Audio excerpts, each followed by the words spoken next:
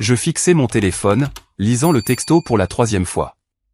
Nous sommes trop fatigués du voyage de ta sœur pour assister à ta remise de diplôme, avait écrit maman. Amanda venait de rentrer de 3 semaines de tournée en Europe. Tous frais payés par nos parents.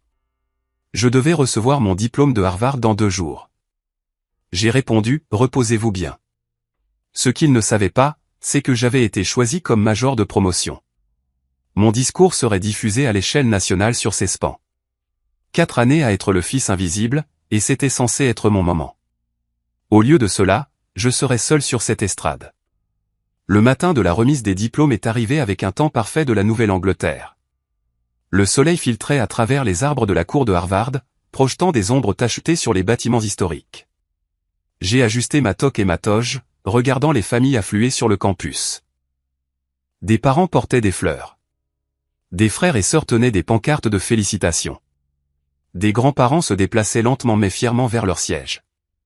Je me tenais seul près de Memorial Church, vérifiant mon téléphone une dernière fois. Rien. Aucun changement d'avis de dernière minute. Aucune arrivée surprise. Juste le silence de Philadelphie. Mon colocataire Tyler m'a trouvé là. Ses parents étaient juste derrière lui. Sa mère, déjà en larmes de fierté.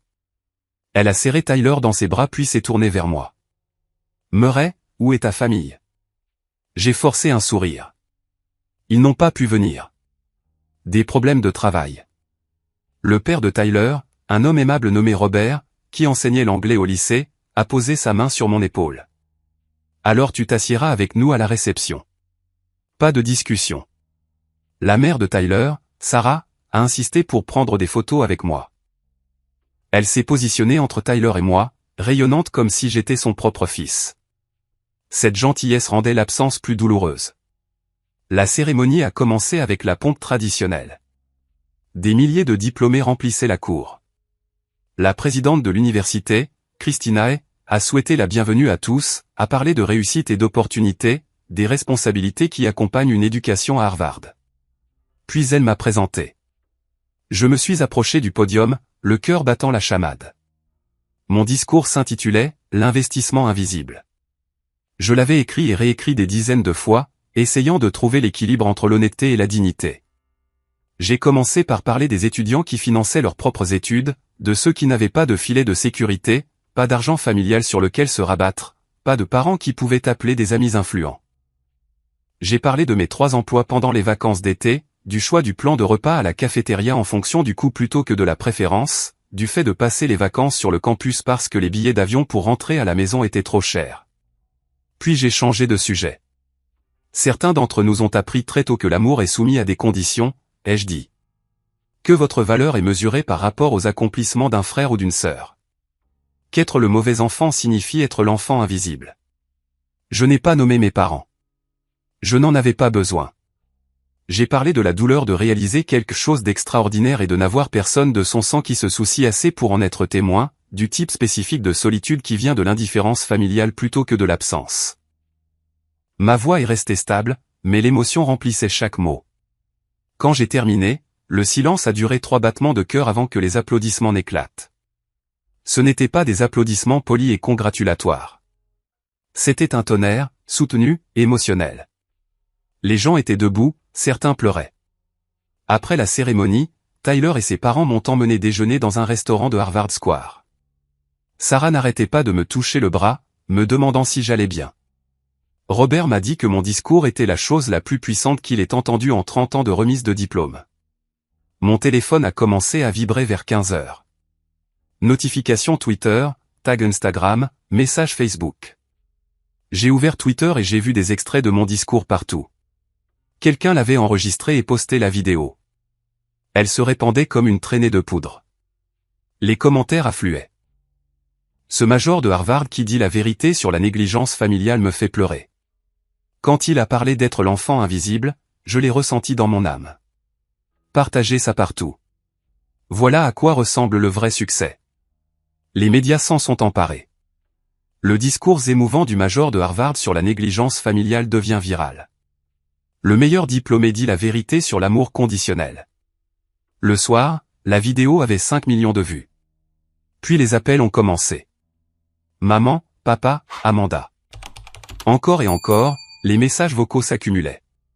Le message de maman, Murray, pourquoi ne nous as-tu pas dit que tu parlais? Nous serions venus. Rappelle-moi immédiatement. Celui de papa, à quoi pensais-tu? Ce discours nous fait passer pour des parents terribles. Nous devons en parler. Celui d'Amanda, tu es sérieux, là? Sais-tu ce que tu as fait? Les gens m'envoient des messages horribles. Appelle-moi. Je les ai tous ignorés. Tyler et moi sommes allés à une fête avec nos camarades de classe. J'ai essayé de profiter de ma réussite, mais mon téléphone n'arrêtait pas. À minuit, j'avais 73 appels manqués. Le lendemain matin, je prenais mon petit déjeuner dans un café quand mon téléphone a sonné avec un numéro inconnu. L'instinct professionnel m'a fait répondre. Murray, c'est Janet Carlson de Whitman & Associates. Mon estomac s'est noué. Whitman & Associates était le prestigieux cabinet de conseil où j'avais accepté un poste à partir d'où. Janet était une associée senior. Quelqu'un 3 niveaux au-dessus du recruteur qui m'avait embauché. Bonjour, ai-je réussi à dire. J'ai vu votre discours, a-t-elle dit. Son ton était neutre, indéchiffrable. Nous devons parler. Pouvez-vous me rencontrer pour un café aujourd'hui? Quelque chose dans sa voix a déclenché des signaux d'alarme dans mon cerveau. Ce n'était pas un appel de félicitations. Bien sûr, ai-je dit. Quand et où? J'ai rencontré Janet dans un café calme près de la rivière Charles. Elle avait la cinquantaine, impeccablement vêtue d'un tailleur bleu marine, ses cheveux sombres tirés en un chignon professionnel. Elle a commandé un café noir et est allée droit au but. Votre discours était puissant, a-t-elle commencé. Honnête et émouvant. Dans d'autres circonstances, je vous féliciterais sans réserve. Ma poitrine s'est serrée. Dans d'autres circonstances. Janet a soupiré. Notre plus gros client est Peterson Media Group. Richard Peterson en est le propriétaire. Il a vu votre discours hier soir. Ce matin, il a appelé directement notre associé directeur. J'ai attendu, sachant déjà que cela tournait mal. Richard Peterson est passionné par les valeurs familiales. Les structures traditionnelles, le respect générationnel, tout ce cadre. Il a trouvé votre discours dérangeant. Il a exprimé des inquiétudes quant au fait que le cabinet embauche quelqu'un qui attaquerait publiquement sa propre famille. Le mot « attaquer » m'a frappé comme un coup de poing. Je n'ai attaqué personne. J'ai parlé de mon expérience. Je comprends cela, a dit Janet, et elle semblait sincère. Vraiment. Mais le compte de Peterson vaut 12 millions de dollars par an. Il menace de revoir son contrat avec nous si nous procédons à votre embauche. Le café m'a soudain semblé trop chaud. Alors, je suis viré avant même de commencer? Pas encore, a dit Janet prudemment. Mais nous avons besoin de limiter les dégâts, rapidement. Peterson veut voir la preuve que vous avez une relation fonctionnelle avec votre famille. Il a besoin d'être rassuré sur le fait que vous êtes stable, mature, capable de représenter le cabinet. Comment suis-je censé fournir cela, exactement? Janet s'est penchée en avant. Publiez une déclaration publique clarifiant que votre discours ne concernait pas spécifiquement vos parents.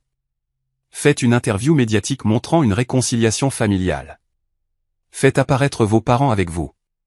Démontrez qu'ils vous soutiennent. Montrez au monde que c'était un malentendu, que vos relations familiales sont solides. Je l'ai dévisagé. Vous voulez que je mente? Je veux que vous gériez votre image publique, a-t-elle corrigé. C'est du conseil, Murray. La perception compte. Les relations avec les clients comptent. Je vous apprécie. Je pense que vous serez excellent à ce poste, mais j'ai besoin que vous régliez cette situation, sinon je ne peux pas protéger votre offre. Elle a fait glisser une carte de visite sur la table. Elle appartenait à une consultante en relations publiques. Appelez-la aujourd'hui. Elle peut vous aider à élaborer le bon message et à parler à vos parents. Réglez ça. Vous avez une semaine. Après le départ de Janet, je suis resté seul avec un café froid, essayant de digérer. Mon moment de vulnérabilité honnête était maintenant un handicap professionnel. Mon refus de prétendre que tout allait bien avait mis ma carrière en danger. Mon téléphone a vibré. Un autre message vocal de maman. J'ai finalement écouté. Murray, assez de ce traitement silencieux. Tu as embarrassé toute cette famille. Amanda reçoit des messages de haine d'inconnus. Les collègues de ton père lui posent des questions inconfortables. Tu dois régler ça immédiatement. Rappelle-moi. Aucune excuse. Aucune reconnaissance d'avoir manqué ma remise de diplôme. Juste de la colère parce que je leur avais donné une mauvaise image. Je devais essayer, cependant. Pour mon travail. Je devais essayer. J'ai texté mes parents. Pouvons-nous nous rencontrer? Je rentre à Philadelphie. Maman a répondu en quelques minutes. Enfin. Demain à 14 heures. À la maison. Le trajet jusqu'à Philadelphie le lendemain a duré 6 heures. J'avais grandi dans une banlieue confortable, le genre d'endroit où les pelouses étaient parfaitement entretenues et où les voisins rivalisaient de décorations de Noël. La maison de mes parents était une maison coloniale de 4 chambres avec des volets noirs et un garage pour 2 voitures. La Mercedes d'Amanda était dans l'allée. J'ai sonné, même si j'avais une clé. Il me semblait déplacé d'entrer comme ça maintenant. Papa a répondu. Donald Murphy avait 58 ans, toujours en forme grâce à sa routine de gym, portant un pantalon kaki et un polo de golf, même si c'était un mardi après-midi.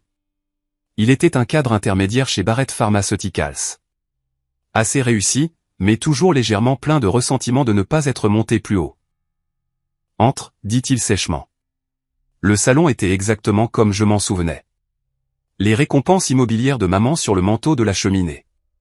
Des photos de famille couvrant les murs, bien que j'ai remarqué que le ratio était d'environ 3 photos d'Amanda pour une qui m'incluait. Maman, Barbara, était assise sur le canapé de couleur crème, les bras croisés. Amanda était assise à côté d'elle, faisant défiler son téléphone. Personne ne m'a serré dans ses bras. Personne n'a dit félicitations. Assieds-toi, dit maman, désignant le fauteuil en face d'eux. Je me suis assis. As-tu la moindre idée de ce que tu as fait, a commencé maman. J'ai perdu 2 clients cette semaine, moi aussi. Parce que leurs amis ont vu ce discours et maintenant ils pensent que je suis une sorte de mère monstrueuse qui a négligé son fils brillant. La réputation de ta mère est essentielle dans l'immobilier, a ajouté papa. Tu lui as nui professionnellement. Et les gens m'envoient des menaces de mort, a ajouté Amanda, levant les yeux de son téléphone. Ses cheveux blonds étaient parfaitement coiffés, son maquillage impeccable. Elle avait 25 ans, 2 ans de plus que moi, et vivait à la maison depuis qu'elle avait obtenu son diplôme d'une université privée que nos parents avaient entièrement payée. Des étrangers me disent que je suis une enfant gâtée, que je ne mérite pas l'amour de mes parents. C'est insensé, Murray. J'ai pris une grande inspiration. Je ne voulais blesser personne. Je parlais de mon expérience. Ton expérience? La voix de maman s'est élevée. Nous t'avons tout donné. Nous t'avons mis un toit sur la tête, de la nourriture sur la table, payé tes dépenses jusqu'à tes 18 ans. Vous avez entièrement payé les études d'Amanda, ai-je dit doucement. Je n'ai rien eu. Tu as eu des bourses, a dit papa. Tu n'avais pas besoin de notre aide. Amanda si. Ça s'appelle être pragmatique. La logique tordue était si familière qu'elle ne faisait presque plus mal. Presque. Écoutez, ai-je dit, en essayant une approche différente. Mon offre d'emploi est en péril à cause de la publicité. Je dois limiter les dégâts. Une déclaration publique, peut-être une photo de famille, quelque chose qui montre que nous allons bien. Maman et papa ont échangé un regard. Nous avons déjà parlé à un avocat, a dit papa. Bill Henderson, mon colocataire d'université. Il est spécialisé en diffamation. Mon sang s'est glacé. Diffamation? Tu as insinué à la télévision nationale que nous étions des parents négligents, a dit maman. C'est diffamatoire. Bill pense que nous avons un dossier solide. Ton discours nous a causé un préjudice financier mesurable. Vous me poursuivez en justice? Je n'arrivais pas à croire ce que j'entendais. Nous y pensons, a dit papa. À moins que tu n'arranges les choses.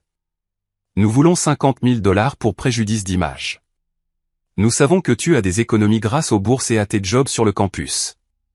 Tu nous paies, nous signons une décharge, et nous ferons ta petite réconciliation de relations publiques pour ton travail. J'avais l'impression d'être entré dans une réalité alternative. Vous voulez que je vous paie 50 000 $ pour que vous prétendiez me soutenir. Nous voulons une compensation pour ce que tu nous as coûté, a dit maman froidement. Amanda souriait légèrement, faisant toujours défiler son téléphone. Elle semblait apprécier la situation. Je me suis levé.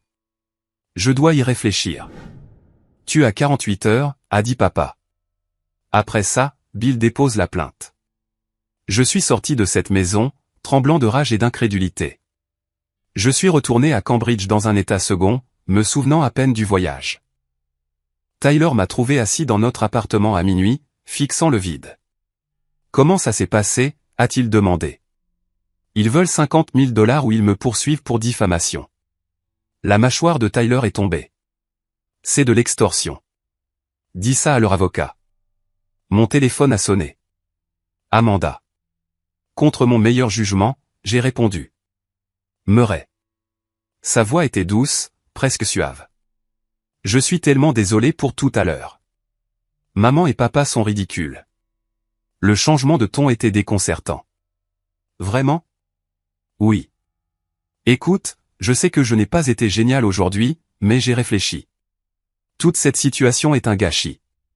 Tu ne devrais rien leur payer. C'est fou. Un soulagement m'a envahi. Merci. J'avais besoin d'entendre ça. Pouvons-nous nous voir demain? Juste nous deux? Je veux t'aider à trouver une solution. Peut-être que je peux leur parler, les convaincre d'abandonner toute cette histoire de procès. Tu ferais ça? Tu es mon frère, a-t-elle dit. J'aurais dû être là pour toi avant. Laisse-moi arranger les choses. Il y a un café près de Rittenhouse Square. Et si on déjeunait à 1h? J'ai accepté, plein d'espoir pour la première fois depuis des jours. L'après-midi suivant, j'ai repris le train pour Philadelphie. Le café était chic, le genre d'endroit qu'Amanda aimait. Elle était déjà là, portant des lunettes de soleil de créateur et une robe élégante, buvant un latte glacé. Elle m'a serré dans ses bras quand je suis arrivé, ce qui m'a surpris. Je suis contente que tu sois venu. Nous avons commandé à manger et avons parlé. Elle semblait sincèrement sympathique au début, me posant des questions sur Harvard, sur ma situation professionnelle, sur la façon dont je gérais tout. J'ai commencé à me détendre. Puis son ton a changé. Alors, j'ai réfléchi, a dit Amanda. Toute cette histoire de discours viral, c'est en fait une opportunité pour nous deux. Que veux-tu dire? Elle a sorti son téléphone et m'a montré un compte Instagram. Il avait un en-tête professionnel, Amanda Murphy, Lifestyle and Family Insight. La biographie disait, sœur du major de promotion de Harvard, partageant notre parcours. J'ai commencé ça il y a 3 jours, a-t-elle dit. J'ai déjà 20 000 abonnés. Les gens sont fascinés par notre histoire. J'ai eu froid. Notre histoire. Pense-y, Murray. Tu es célèbre en ce moment. Je peux en tirer parti. Je poste sur le fait d'être une sœur solidaire d'un frère qui réussit, sur la dynamique familiale, sur le fait de surmonter les défis. Des marques me contactent déjà pour des sponsorings. Tu monétises mon discours de remise de diplôme. Notre situation familiale, a-t-elle corrigé? Et je veux que tu y participes. Fais du contenu commun avec moi. Apparaît dans mes publications. Peut-être qu'on pourrait lancer une chaîne YouTube ensemble. On pourrait gagner beaucoup d'argent, Murray. Je parle d'un revenu à 6 chiffres en un an si on joue bien nos cartes. Je l'ai dévisagé. Es-tu folle? Je viens de te dire que mon travail est en jeu à cause de cette publicité, et tu veux que je fasse plus de contenu? Son expression s'est durcie. Je t'offre une opportunité. Ça pourrait être bon pour nous deux. Non, Amanda. Absolument pas. Je veux retrouver ma vie, pas plus d'attention. Elle a posé son latte soigneusement. C'est décevant. Je suis désolé si le fait de vouloir de l'intimité te déçoit. Voilà le truc, Murray. Sa voix est devenue froide. J'ai déjà été contacté par des producteurs de plusieurs médias. Ils veulent m'interviewer à ton sujet, sur comment tu étais vraiment en grandissant, sur le fait que ton discours était véridique ou exagéré. Mon estomac s'est noué. De quoi parles-tu? Je dis que j'ai une histoire à raconter.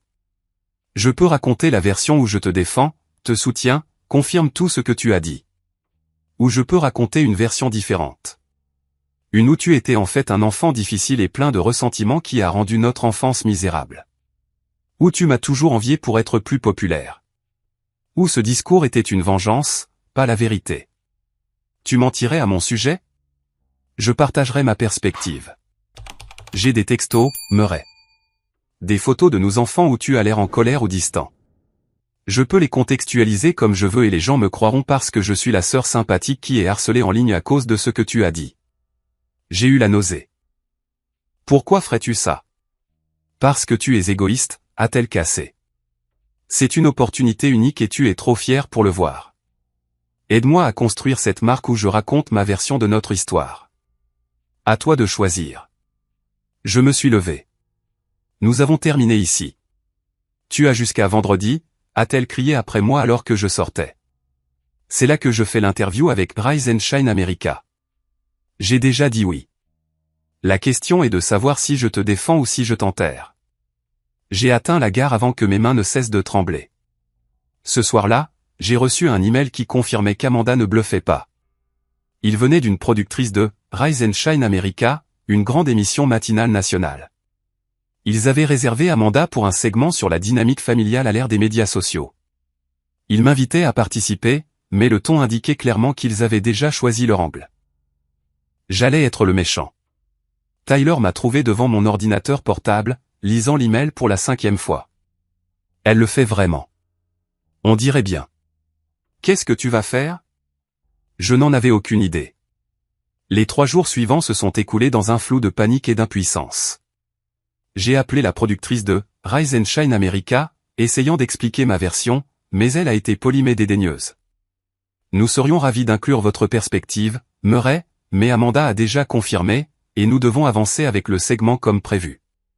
Je n'avais pas les moyens d'engager un avocat pour envoyer une mise en demeure. Une simple consultation coûtait $300 de l'heure, et l'avocat à qui j'ai parlé a dit que je devrais le retenir pour au moins $15 000 d'avance pour entreprendre une action réelle. Mes économies provenant des bourses et des emplois à temps partiel s'élevaient à environ $60 000, mais c'était censé être mon filet de sécurité pour déménager pour mon nouveau travail. Le premier et le dernier mois de loyer, les meubles, tout. J'étais piégé.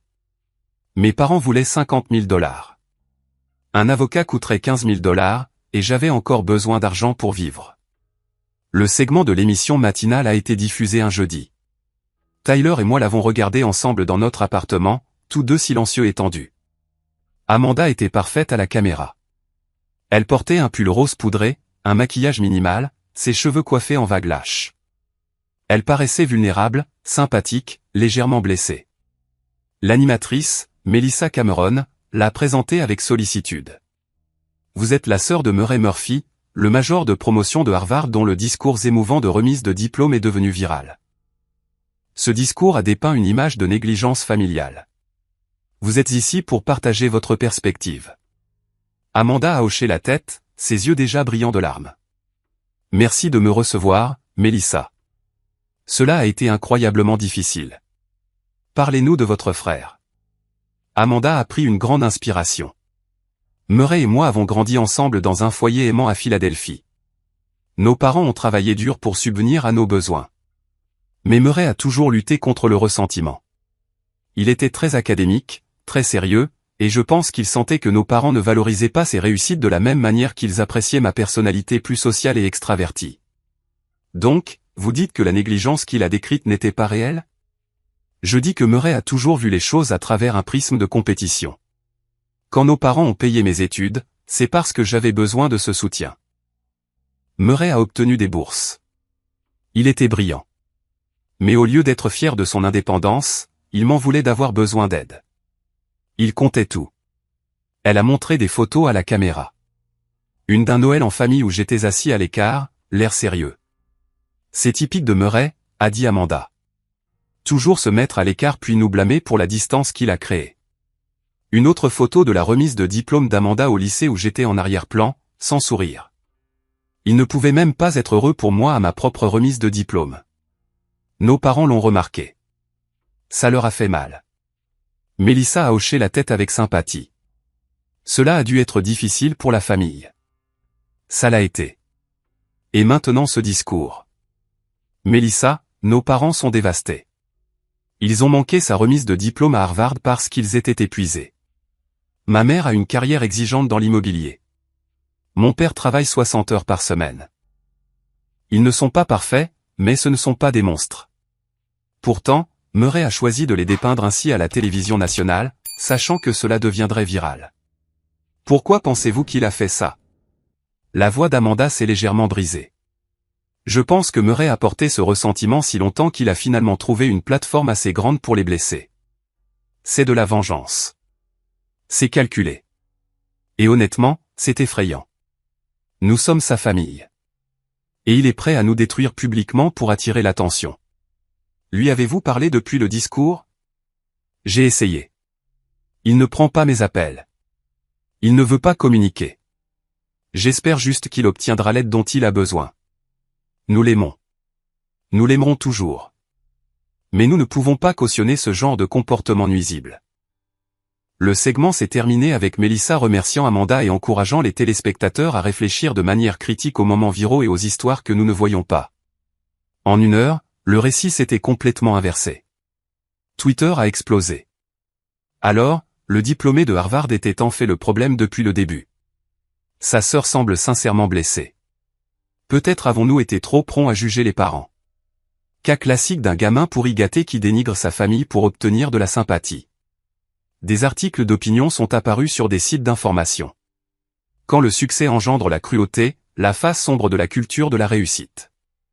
Le discours viral du major de Harvard, une mise en garde sur la honte publique. Quelqu'un a lancé le hashtag Team Amanda. Mon téléphone a sonné à 11 h du matin. Janet Carlson de Whitman & Associates. Murray, je viens de regarder Rise and Shine America. J'ai fermé les yeux. Janet, ce n'était pas vrai. Elle ment. Richard Peterson a de nouveau appelé notre associé directeur. Il a spécifiquement demandé que nous retirions votre offre. Je suis désolé, Murray. Le cabinet ne peut pas être associé à cette controverse. Votre offre d'emploi est officiellement révoquée. La ligne est devenue silencieuse. J'avais perdu mon travail avant même de l'avoir commencé. Tyler était furieux pour moi. C'est insensé. Tu dois te battre. Raconte ton histoire. Qui va m'écouter? Amanda avait l'air d'une victime là-haut. Les gens la croient. Alors nous les ferons te croire, toi. Mais je me sentais paralysé. Tout ce pourquoi j'avais travaillé s'effondrait. Ma réputation était détruite. Ma famille coordonnait une campagne systématique contre moi. Et je n'avais aucune ressource pour me battre. Une lettre recommandée est arrivée le lendemain. Je l'ai signée avec des mains tremblantes. À l'intérieur se trouvait un avis formel d'intention d'intenter une action en diffamation. Mes parents me poursuivaient pour 200 000 $ de dommages et intérêts. La lettre incluait une offre de règlement. Il descendait à 50 000 $ si je signais un accord de non-divulgation, publiais des excuses publiques déclarant que mon discours était exagéré et injuste, et acceptais de ne plus jamais parler d'eux publiquement. J'avais 1 semaine pour répondre. Attaché au document juridique se trouvait un article imprimé d'un site web à scandale. Le titre disait « Le major de Harvard a-t-il plagié son discours viral ?» L'article citait des sources anonymes affirmant des similitudes entre mon discours et d'autres discours de remise de diplôme. Il montrait des comparaisons côte à côte qui étaient clairement tirées par les cheveux, prenant des phrases courantes et les faisant paraître suspectes. Mais le mal était fait. La graine du doute était plantée. L'article citait un expert en éducation disant « Si ces allégations sont vraies, Harvard devrait enquêter. L'intégrité académique est primordiale. » J'ai montré à Tyler. Ils essaient de détruire mon diplôme maintenant. Tout ce que je suis. C'est coordonné, a dit Tyler. Ta famille est derrière ça. C'est obligé. Je me suis assis sur notre canapé usé, entouré de cartons de déménagement que j'avais commencé à faire pour un travail que je n'avais plus, et j'ai senti tout le poids de la situation s'abattre sur moi. Je n'avais pas de travail. Je faisais face à un procès que je ne pouvais pas me permettre de combattre. Mon intégrité académique était remise en question. Ma famille avait utilisé mon moment de vulnérabilité comme une arme et avait tourné le monde entier contre moi. Je ne m'étais jamais senti aussi complètement vaincu de ma vie. Je n'ai presque pas dormi pendant 3 jours.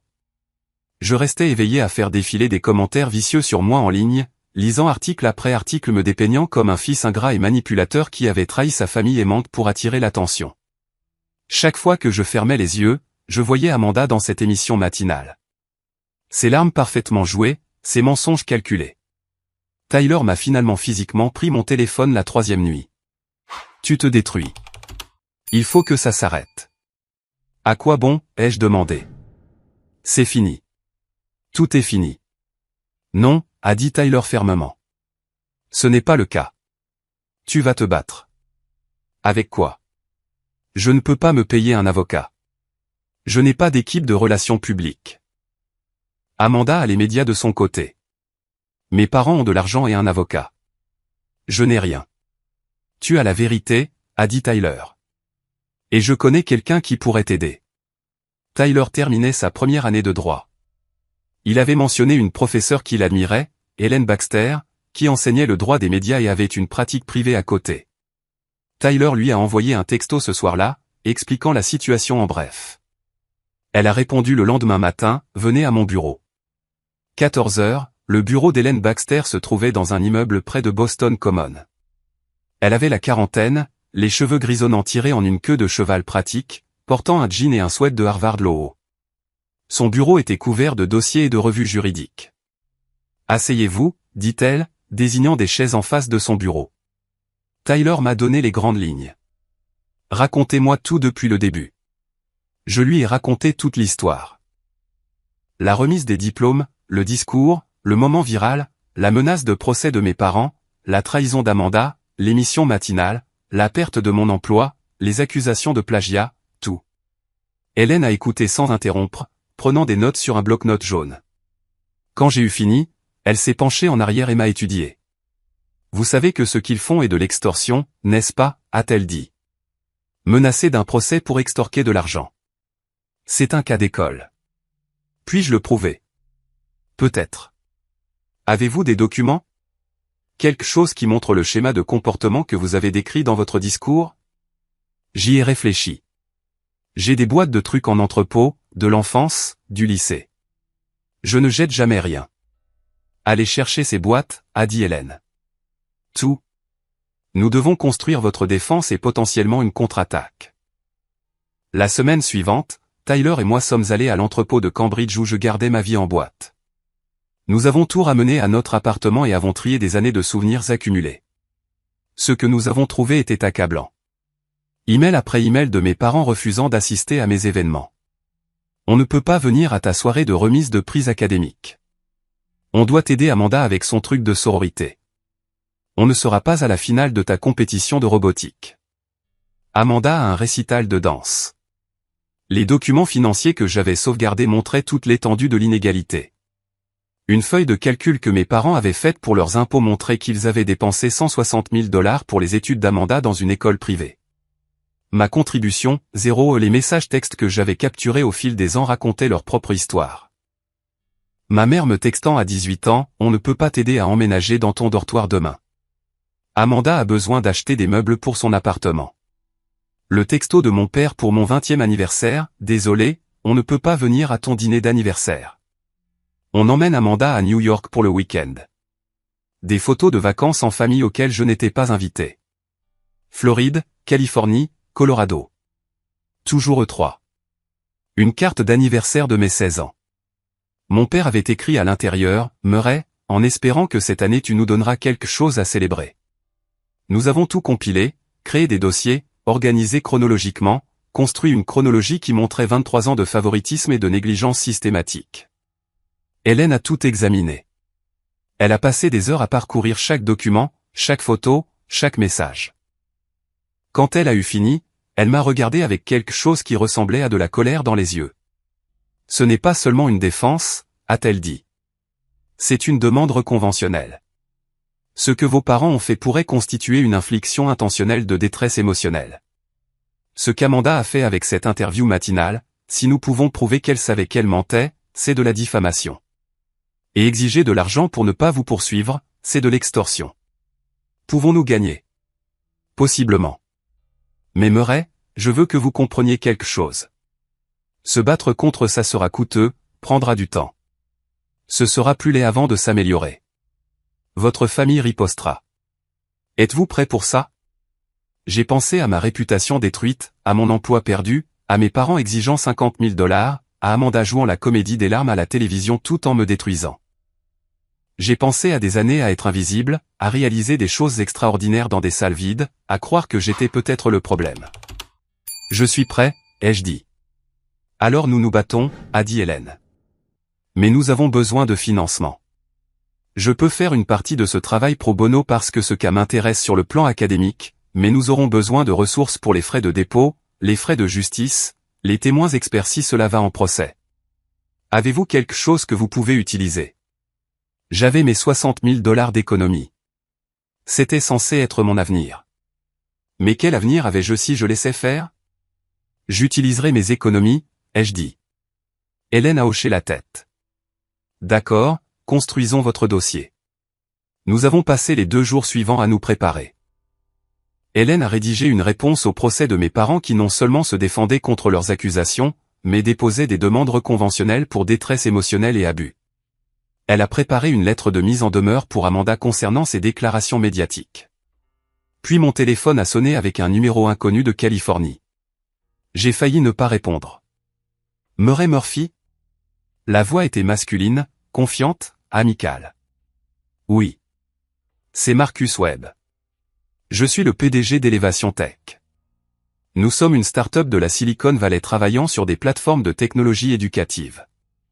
Je n'avais aucune idée de la raison pour laquelle un PDG m'appelait. D'accord. J'ai vu votre discours de Harvard, l'original, pas le cirque qui a suivi.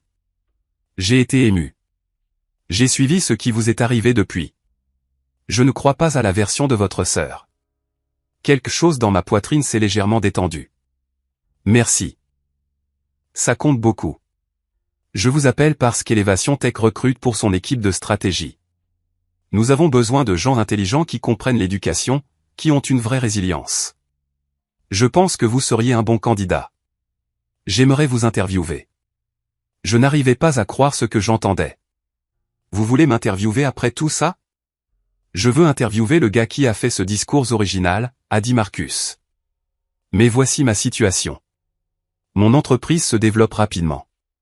Nous sommes sur le point de faire une levée de fonds importante. Je ne peux pas me permettre de controverse en ce moment. Si je vous embauche alors que ce procès et cette situation médiatique sont toujours actifs, cela pourrait nuire à l'entreprise. Mon espoir s'est dégonflé. Donc, vous ne pouvez pas m'embaucher. Pas encore. Mais je veux vous aider à laver votre nom. Mon entreprise a un cabinet de relations publiques de premier plan sous contrat, Keller Communication. Ils sont les meilleurs dans le domaine. Je vous donnerai accès à eux, sans frais, si vous êtes sérieux dans votre combat. Pourquoi feriez-vous ça? Parce que j'étais aussi l'enfant invisible, a dit Marcus doucement. Je sais ce que ça fait. Et parce qu'un talent comme le vôtre ne devrait pas être gaspillé parce que votre famille est terrible. Réglez cette situation, lavez votre nom, et ensuite parlons de votre intégration à Elevation Tech. Après avoir raccroché, Tyler m'a regardé. C'était réel? Je pense que oui. Alors, et maintenant? J'ai regardé les preuves étalées dans notre appartement, la documentation de la négligence, la chronologie du favoritisme, la preuve que mon discours était vrai. Maintenant, on contre-attaque, ai-je dit. Hélène a travaillé avec Keller Communication pour développer une stratégie. Le cabinet de relations publiques m'a assigné un consultant nommé David Park, spécialisé dans la gestion de crises de réputation. David a tout examiné. Toutes les preuves, toute la couverture médiatique, toutes les déclarations de ma famille. Ils ont construit un récit, a dit David. Nous devons le démanteler pièce par pièce, méthodiquement. Laissez les faits parler d'eux-mêmes. Nous avons décidé d'une approche à plusieurs volets. Premièrement, j'écrirai un article de blog détaillé intitulé « La vérité sur mon discours de Harvard », qui exposerait toute l'histoire avec des documents scannés. Chaque affirmation serait étayée par des preuves. Pas de manipulation émotionnelle, juste des faits. Deuxièmement, David proposerait l'histoire à des journalistes crédibles, pas à des tabloïds. Nous avions besoin de médias sérieux qui feraient un vrai reportage, pas du sensationnalisme. Troisièmement, Hélène déposerait nos demandes reconventionnelles contre mes parents et enverrait des lettres de mise en demeure à Amanda.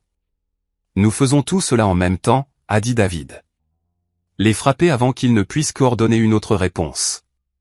J'ai passé 2 jours à écrire l'article de blog. J'ai été prudent, mesuré, factuel. J'ai inclus des images scannées de messages textes, de documents financiers. J'ai montré la carte d'anniversaire avec le message blessant de mon père. J'ai fourni la chronologie des événements manqués à côté des preuves de mes réussites, ces événements célébrés. J'ai écrit sur mon enfance et mon adolescence avec des détails cliniques. Comment j'ai appris très tôt que mes accomplissements n'avaient pas autant d'importance que la vie sociale d'Amanda. Comment j'ai intériorisé le message que j'avais moins de valeur. Comment j'ai travaillé 3 emplois à l'université non seulement pour l'argent, mais parce que j'avais besoin de prouver que je pouvais survivre sans eux. J'ai expliqué pourquoi j'avais fait ce discours et pourquoi je n'avais pas nommé mes parents directement. Parce que je parlais d'une vérité universelle sur l'amour conditionnel, pas pour chercher la vengeance. Puis j'ai abordé l'apparition d'Amanda à l'émission matinale et la couverture médiatique qui a suivi, soulignant méthodiquement les incohérences de son histoire et fournissant des preuves qui contredisaient ses affirmations.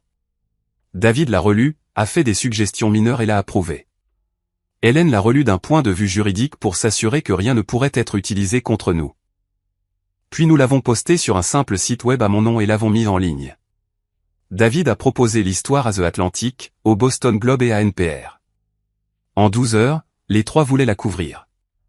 The Atlantic a publié un long article intitulé « Quand les moments viraux deviennent une guerre familiale, le cas Murray-Murphy ». Ils ont interviewé des experts en éducation, des thérapeutes familiaux et des juristes. Ils ont examiné les preuves que j'avais fournies.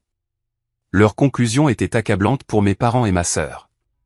Le Boston Globe a adopté un angle local, interrogeant mes professeurs et conseillers de lycée, qui ont confirmé que j'avais été un élève exceptionnel avec pratiquement aucun soutien familial. NPR a fait un segment radio qui incluait l'audio de mon discours original à côté de portions de l'interview d'Amanda, laissant les auditeurs entendre les différences de ton, l'authenticité de ma voix contre la performance de la sienne. En 48 heures, le récit a de nouveau commencé à changer. Les sections de commentaires se sont remplies de gens s'excusant. J'avais tort à propos de Murray-Murphy. Je n'arrive pas à croire que nous soyons tous tombés dans le panneau de sa sœur. Ces reçus ne mentent pas, mais ma famille n'avait pas fini. Ils ont considérablement intensifié les choses. Mes parents ont déposé une ordonnance restrictive d'urgence au tribunal du comté de Philadelphie, affirmant qu'ils craignaient pour leur sécurité. Leur dossier déclarait que j'avais fait des déclarations menaçantes et que mon article de blog constituait du harcèlement. Ils ont donné des interviews aux chaînes de télévision locales de Philadelphie. Ma mère pleurant à la caméra. Mon père l'air abattu et effrayé. Nous avons peur de notre propre fils, a dit ma mère. Harvard l'a changé. Nous ne le reconnaissons plus. Amanda est allée plus loin. Elle a posté sur Instagram que je m'étais présenté à son appartement en furie 3 jours plus tôt, frappant à sa porte, hurlant des menaces. Elle a inclus une photo de la porte de son appartement avec un horodatage. C'était complètement fabriqué. J'étais à Cambridge il y a 3 jours, avec des témoins et des photos horodatées d'une réunion de groupe d'études pour le prouver. Mais l'accusation a fait les gros titres avant que quiconque ne vérifie les faits. Les nouvelles locales de Philadelphie ont suivi. La famille du diplômé de Harvard dépose une ordonnance restrictive, craint des représailles violentes. La couverture était sympathique envers mes parents, les dépeignant comme des victimes de la dépression psychologique de leur fils. Hélène a immédiatement déposé des requêtes d'urgence pour rejeter l'ordonnance restrictive, mais le tribunal a programmé une audience. Si le juge l'accordait, même temporairement, les dommages à ma crédibilité seraient dévastateurs. Marcus Webb d'Elevation Tech m'a appelé. Je vois les nouvelles de Philadelphie. Qu'est-ce qui se passe? Ils mentent, ai-je dit. Tout. Je peux prouver que je n'étais nulle part près de l'appartement d'Amanda. Je vous crois, a dit Marcus. Mais ça devient très compliqué, rapidement. J'ai besoin que vous gagniez cette audience. La pression était immense. L'audience était fixée 3 jours plus tard au tribunal du comté de Philadelphie. Hélène s'est préparée de manière agressive, rassemblant mes preuves d'alibi, les déclarations de témoins de Tyler et de mon groupe d'études, les données GPS de mon téléphone montrant que j'étais à Cambridge. Nous sommes allés à Philadelphie la veille. Hélène voulait être surpréparée. Nous avons séjourné dans un hôtel près du palais de justice et avons tout examiné jusqu'à 2 heures du matin. Le lendemain, la salle d'audience était bondée. Les médias locaux remplissaient la galerie. Mes parents étaient assis avec leur avocat, Bill Henderson, l'air convenablement inquiet et victimisé. Amanda était là aussi, portant un maquillage minimal conçu pour paraître stressée et effrayée. Le juge était Harold Martinez, un homme d'une soixantaine d'années réputé pour être traditionnel et sceptique envers les jeunes. Hélène m'avait prévenu qu'il pourrait ne pas être sympathique à un diplômé de l'Ivy League. Bill Henderson a présenté leur cas en premier. Il a montré l'article de blog, le qualifiant d'attaque en ligne conçue pour détruire la réputation de ses parents. Il a diffusé des extraits de la story Instagram d'Amanda sur ma prétendue visite à son appartement. Il a présenté des déclarations de voisins qui affirmaient avoir entendu des cris. Ma mère a témoigné. Elle a pleuré à la barre en parlant de sa peur. Il est de plus en plus instable. Après ce discours, la colère n'a fait que grandir. Nous ne nous sentons pas en sécurité. Mon père a témoigné avoir reçu des messages textes dérangeants de ma part. Lorsqu'on lui a demandé de les fournir, il a présenté des messages qui étaient clairement juste moi demandant de nous rencontrer et de parler. Amanda a témoigné en dernier. Elle était convaincante, décrivant un frère qui avait toujours été instable et qui était devenu obsédé par la punition de la famille. Elle a dit que ma visite inattendue à son appartement était terrifiante. Puis Hélène a commencé notre défense. Elle a présenté mes preuves d'alibi, des photos du groupe d'études avec des horodatages me montrant à Cambridge alors que j'étais censé visiter l'appartement d'Amanda à Philadelphie, des données GPS de mon téléphone, des déclarations de témoins de Tyler et de 3 camarades de classe. Elle a montré au juge notre documentation, les emails, les messages textes, les documents financiers. Tout ce qui prouvait que mon discours était véridique. Elle a méthodiquement démantelé chacune des affirmations de ma famille, montrant des incohérences, fournissant des contre-preuves, démontrant qu'il s'agissait d'un effort coordonné pour me faire taire. Le juge semblait sceptique mais écoutait. Puis les portes de la salle d'audience se sont ouvertes. Tyler s'est précipité, suivi du collègue de la faculté de droit d'Hélène. Ils avaient l'air agités mais excités. « Votre honneur » a dit Hélène. Je m'excuse pour l'interruption, mais nous venons d'obtenir une preuve cruciale. Le juge Martinez a froncé les sourcils. C'est très irrégulier. Je comprends, mais cela a un impact direct sur la crédibilité de la demande d'ordonnance restrictive. Le juge lui a fait signe de continuer. Hélène s'est approchée de la barre avec des papiers. Ce sont des échanges de mails entre Amanda Murphy et une société de production de podcasts appelée Narrative Unlimited. Nous les avons obtenus par des voies légales ce matin. Elle a fourni des copies au juge et à Bill Henderson. J'ai vu le visage d'Amanda pâlir. Hélène a lu les emails. Ceci vient d'Amanda Murphy à un producteur de Narrative Unlimited, daté d'il y a 6 jours. Citation, je sais qu'il ne ment pas sur la façon dont ils l'ont traité, mais on peut tourner ça. Les gens adorent les drames familiaux. Je peux me faire passer pour la figure sympathique. Mes parents sont prêts à jouer le jeu si l'argent est bon. Fin de citation. La salle d'audience a éclaté.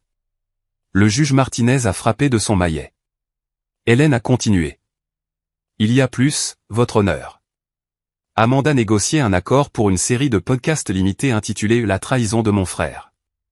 La société de production allait lui verser 75 000 $ pour les droits exclusifs de son histoire. Ces emails montrent qu'elle savait que le discours de Murray était véridique mais qu'elle s'est coordonnée avec leurs parents pour créer un faux récit à des fins lucratives. Bill Henderson était debout. Objection. C'est scandaleux. Ces emails sont sortis de leur contexte. Le contexte est assez clair, a dit Hélène. Amanda Murphy admet par écrit que son frère ne mentait pas, puis procède à mentir publiquement à son sujet et à coordonner une action en justice contre lui. C'est de la conspiration et de la fraude. Le juge Martinez a lu attentivement les emails. Son expression est devenue de plus en plus sévère. Mademoiselle Murphy, dit-il en regardant Amanda. Avez-vous écrit ces emails? Amanda avait l'air d'être sur le point de vomir. Je peux expliquer. Oui ou non? Oui, mais... Et vous avez témoigné sous serment que le discours de votre frère était faux et que vous craignez pour votre sécurité. C'est plus compliqué que oui ou non, mademoiselle Murphy. L'avocat d'Amanda lui a chuchoté de manière urgente à l'oreille. Elle a regardé le juge. J'invoque mon droit au titre du 5e amendement contre l'auto-incrimination. La salle d'audience a de nouveau éclaté. Le visage du juge Martinez s'est assombri. Maître Henderson, vos clients ont fait perdre son temps à ce tribunal avec ce qui semble être un stratagème coordonné pour diffamer et extorquer le défendeur. La demande d'ordonnance restrictive est rejetée. De plus, je renvoie cette affaire au procureur pour enquête sur un éventuel parjure et une fraude. Il a regardé mes parents. Mais Madame Murphy, vous devriez avoir honte. Votre fils a réalisé quelque chose d'extraordinaire et au lieu de le soutenir, vous avez essayé de profiter de sa destruction. Sortez de ma salle d'audience. Le maillet est tombé avec finalité. Mes parents et Amanda sont partis, entourés de journalistes criant des questions. Bill Henderson avait l'air humilié, rassemblant rapidement ses papiers et évitant tout contact visuel. Hélène s'est tournée vers moi. Nous avons gagné. Je ne pouvais pas parler. J'ai juste hoché la tête. À l'extérieur du palais de justice, les médias nous ont assaillis. Hélène a fait une brève déclaration sur la vérité qui prévaut et la justice qui est rendue. Je n'ai rien dit, encore en train de digérer ce qui venait de se passer. Tyler m'a serré dans ses bras sur les marches du palais de justice. C'est fini, mec. Tu as gagné. Mais je savais que ce n'était pas complètement fini. Il y avait encore le procès en diffamation, ma réputation détruite à reconstruire, la situation de mon emploi à résoudre. Pourtant, pour la première fois depuis des semaines, j'avais l'impression de pouvoir respirer. Les retombées de la révélation au tribunal ont été rapides et brutales pour ma famille. En 24 heures, Narrative Unlimited a publiquement annulé le contrat de podcast d'Amanda et a publié une déclaration se distançant d'elle. Ses sponsors Instagram l'ont immédiatement lâché. Les marques qui lui avaient envoyé des produits les ont réclamés ou ont menacé d'intenter une action en justice. Son nombre d'abonnés a chuté de 23 000 à 6 000 alors que les gens l'abandonnaient en masse. Les articles d'opinion qui m'avaient condamné se sont maintenant retournés contre ma famille. Les vrais méchants de l'histoire de Murray Murphy. Comment Amanda Murphy a instrumentalisé le statut de victime à des fins lucratives.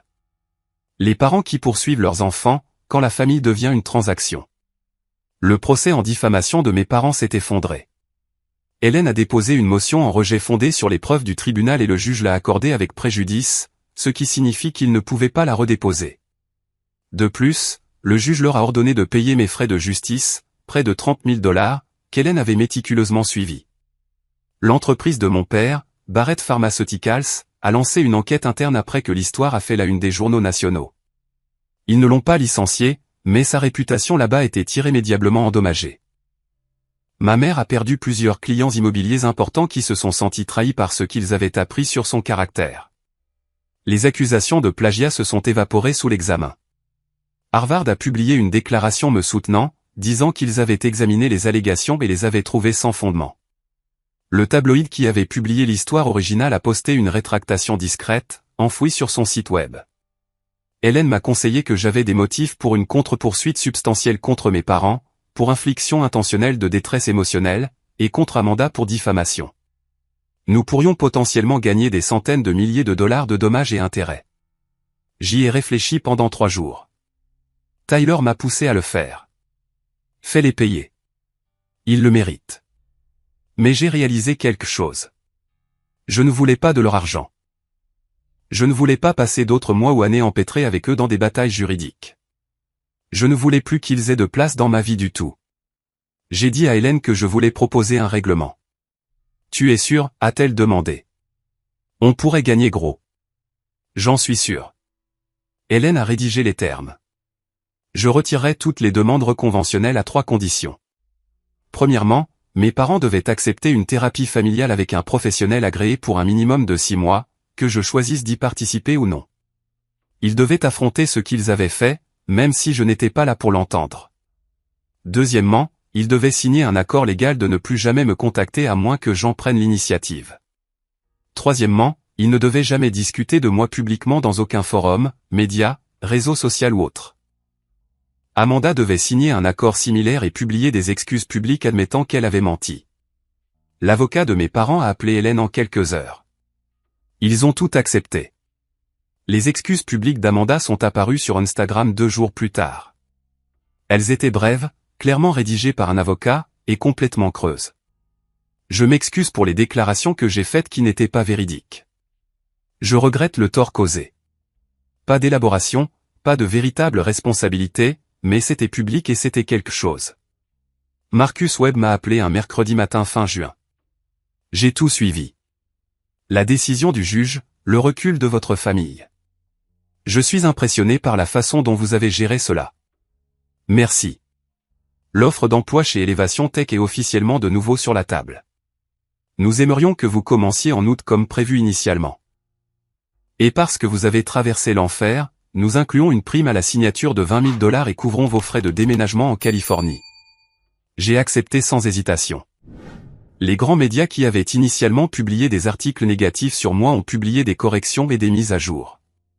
Plusieurs se sont excusés directement de ne pas avoir vérifié plus attentivement les affirmations d'Amanda. The Atlantic a fait un article de suivi intitulé « La rédemption de Murray Murphy », qui se concentrait sur la facilité avec laquelle l'opinion publique pouvait être manipulée et sur l'importance de la vérification à l'ère des médias sociaux. Je suis retourné à Cambridge pour emballer mon appartement et me préparer au déménagement vers l'ouest. Tyler m'a aidé à trier mes dernières affaires. Nous avons parlé de l'année écoulée, de Harvard, de tout ce qui s'était passé depuis la remise des diplômes. Tu sais ce qui est fou, ai-je dit. Si mes parents étaient juste venus à ma remise de diplôme, rien de tout cela ne serait arrivé. Ou s'ils s'étaient excusés après, a ajouté Tyler. Ils n'allaient jamais s'excuser. Cela aurait nécessité de me voir comme une personne qui en méritait une. Tyler est resté silencieux un moment. Penses-tu que tu leur reparleras un jour? Je ne sais pas. Peut-être un jour, mais pas parce que j'ai besoin qu'ils me valident. C'est ça la différence. Ma dernière nuit à Cambridge, j'ai traversé Harvard Yard seul. Le campus était plus calme en été. Moins d'étudiants, moins de touristes. Je me suis tenu devant Memorial Church où j'avais donné mon discours 6 semaines plus tôt. J'avais l'impression que c'était il y a une éternité. Mon téléphone a vibré. Un email des relations avec les anciens de Harvard. Ils voulaient présenter mon histoire dans le prochain magazine des anciens, dans le cadre d'une série sur la résilience et l'intégrité face à l'adversité. Le titre proposé était « Le discours qui a tout changé ». J'ai souri et j'ai sauvegardé l'email pour y répondre plus tard. Janet Carlson de Whitman & Associates m'a également envoyé un message. L'entreprise de Richard Peterson avait été exposée dans un scandale de fraude fiscale sans rapport. Peterson a démissionné en disgrâce, et son entreprise de médias était vendue en morceaux. Janet a dit que le cabinet n'avait plus besoin de l'apaiser, et si jamais j'étais intéressé par le conseil dans quelques années, ils aimeraient reprendre contact. J'ai répondu poliment en déclinant. J'étais passé à autre chose. Whitman & Associates représentait une version du succès que je ne voulais plus. Une où la vérité pouvait être sacrifiée pour les relations avec les clients. Où l'intégrité était négociable. Tyler m'a conduit à l'aéroport un matin ensoleillé d'août. Nous avions été colocataires pendant 4 ans. Meilleurs amis à travers tout. Tu vas cartonner en Californie, a-t-il dit au départ. Viens me voir une fois que tu auras fini tes études de droit, lui ai-je dit. Elevation Tech embauche toujours des avocats. Nous nous sommes serrés dans les bras et je me suis dirigé vers ma porte d'embarquement. Dans l'avion, alors que nous montions à travers les nuages au-dessus de Boston, j'ai pensé au chemin qui m'avait mené ici. La négligence et la solitude de mon enfance. La détermination silencieuse qui m'a porté au lycée et à l'université. Le moment où je me suis tenu sur cette estrade de remise de diplôme et où j'ai dit ma vérité. J'ai pensé au prix que j'avais payé pour cette honnêteté. Le travail que j'ai perdu, la réputation détruite, la famille qui a essayé de me briser complètement plutôt que d'admettre ses échecs. Mais j'ai aussi pensé aux alliés inattendus. Tyler, qui m'a soutenu quand il aurait été plus facile de prendre ses distances. Hélène, qui a vu l'injustice et a décidé de se battre. Marcus, qui a cru en moi quand ma carrière semblait détruite. Même les inconnus sur les réseaux sociaux qui, après avoir vu les preuves, se sont excusés d'avoir jugé trop rapidement. J'ai réalisé quelque chose d'important. L'absence de mes parents à la remise des diplômes n'était pas la tragédie que je pensais. Leur absence était en fait la preuve finale que je n'avais plus besoin d'eux. J'étais arrivé à Harvard, j'avais obtenu mon diplôme en tant que major de promotion, et j'avais construit un avenir entièrement sur ma propre force. Ils ne m'ont pas fait. Ils ont juste échoué à me briser. Le discours est devenu viral parce qu'il a touché des gens qui s'étaient sentis invisibles, qui avaient été le mauvais enfant, qui avaient réalisé des choses extraordinaires dans des salles vides. Il importait parce qu'il était vrai. Et la vérité résonne, même quand elle est inconfortable. Et oui, mes parents ont finalement appelé après l'avoir vu à la télévision. Mais à ce moment-là, leurs appels ne signifiaient plus rien. Leur panique et leur tentative de limiter les dégâts m'ont montré exactement qui ils étaient. des gens plus soucieux de leur image que de la douleur de leur fils. J'ai appris que la famille n'est pas toujours les gens qui partagent votre sang. Parfois, c'est le colocataire qui vous aide à rassembler des preuves à 2 heures du matin. La professeure qui prend votre cas pro bono parce qu'elle croit en la justice. Le PDG qui offre de l'aide quand vous êtes au plus bas parce qu'il se voit dans votre lutte. La femme à côté de moi dans l'avion m'a demandé pourquoi je volais vers San Francisco. Je commence un nouveau travail, ai-je dit. Un nouveau départ. Elle a souri. C'est bien pour vous. L'avion s'est stabilisé au-dessus des nuages, se dirigeant vers l'ouest, vers un avenir que j'avais construit moi-même, vers une vie libre des gens qui me voyaient comme invisible. Mon téléphone avait une barre de Wi-Fi d'avion. Un texto de Tyler est arrivé. Tu l'as fait. Je suis fier de toi. J'ai répondu, nous l'avons fait. Parce que c'était aussi la vérité. Je n'ai pas gagné seul. J'ai gagné parce que lorsque ma famille de sang m'a abandonné, j'ai trouvé des gens qui ont choisi de se tenir à mes côtés. J'ai gagné parce que j'ai refusé de laisser leur récit devenir ma réalité. J'ai gagné parce que je me suis battu pour moi-même quand personne d'autre ne le ferait. L'hôtesse de l'air est passée avec les boissons. J'ai commandé un ginger ale et j'ai regardé le ciel infini. Ce n'était pas la fin que j'avais imaginée en écrivant ce discours de remise de diplôme. Je pensais que peut-être mes parents l'entendraient, ressentiraient une certaine honte, me contacteraient avec des excuses. Je pensais que l'exposition mènerait à la réconciliation. Au lieu de cela, l'exposition a mené à la guerre.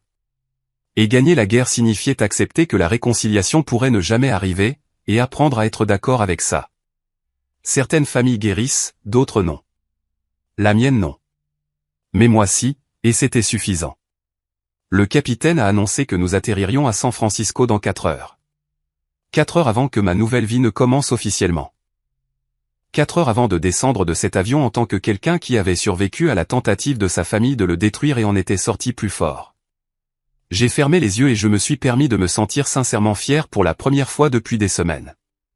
Fier du discours que j'ai donné, fier du combat que j'ai mené, fier de la personne que j'étais devenue malgré tout ce qui travaillait contre moi. À l'atterrissage, j'ai attrapé mon bagage à main et je suis sorti sous le soleil californien. Marcus Webb avait envoyé une voiture me chercher. Le chauffeur tenait une pancarte avec mon nom dessus. « Bienvenue à San Francisco, Monsieur Murphy », a-t-il dit. « Merci », ai-je dit. « C'est bon d'être ici. » Et je le pensais. Alors, laissez-moi vous poser une question. Avez-vous déjà eu à choisir entre maintenir la paix avec votre famille et défendre votre propre vérité? Avez-vous été l'enfant invisible, celui dont les réussites passaient inaperçues tandis que quelqu'un d'autre recevait toute l'attention et le soutien? Comment avez-vous géré cela? Êtes-vous resté silencieux ou avez-vous parlé? Et qu'en est-il du pardon? Pensez-vous que certaines actions sont trop nuisibles pour être pardonnées? Ou croyez-vous que les familles devraient toujours trouver un moyen de se retrouver, quoi qu'il arrive? Je suis curieux de connaître vos histoires, vos perspectives, vos propres expériences avec des dynamiques familiales qui n'étaient pas ce qu'elles auraient dû être. Laissez vos pensées dans les commentaires ci-dessous. Votre histoire pourrait aider quelqu'un d'autre qui est aux prises avec des choix similaires. Si cette histoire a résonné en vous, si vous vous êtes senti invisible ou sous-évalué ou pris entre l'honnêteté et la loyauté familiale, veuillez cliquer sur le bouton j'aime. Cela aide plus de gens à trouver ces histoires. Et peut-être que quelqu'un a besoin d'entendre qu'il n'est pas seul dans sa lutte.